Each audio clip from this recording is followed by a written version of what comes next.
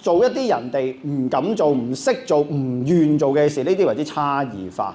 阿麥玲咧喺個呢個嘅節目裏面就講到，佢話其實咧有好多嘅有錢人，佢哋咧其實咧都好想咧去識一個咧香港小姐做女朋友嘅。咁而呢啲嘅有錢人咧，佢哋去追求呢啲嘅香港小姐嘅時候咧，佢哋用嘅方法咧就好 differentiation 嘅，即係好有差異化。佢係唔會喺佢啱啱選到嘅時候咧去追佢。點解？你啱啱選到天之驕子嚟㗎嘛，係咪啊？全世界嘅焦點嘅目光都喺你身上，咁嗰一刻個女仔自己一定係要求好高啦，係咪？同一時間亦都有好多其他嘅男仔係想追呢個女仔㗎嘛，咁你咪面對好多競爭咯，咁你咪好難突圍咯。真正識得玩嘅就係選完1年2年到啦，觀眾開始淡忘佢啦，佢又開始真係做翻一啲電視台普通嘅藝員啦，拍劇啊，做主持啊，好辛苦，但係又揾好少錢嘅時候，呢個時候你先出現。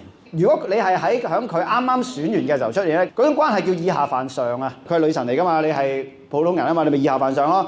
回歸平淡之後，你再出現嗰種叫咩啊？嗰種叫君臨天下。咁當然可能你話喂唔係喎，咁如果我真係等2年，嗰2年俾人追咗點算啊？有機會㗎，買大賠大嘅啫。正所謂英雄行險路，險路出英雄啊！你唔會做一樣好平常嘅人都做嘅事而做到好成功，一定係做啲好差異化嘅事。OK？ 關注我做 Top Sales。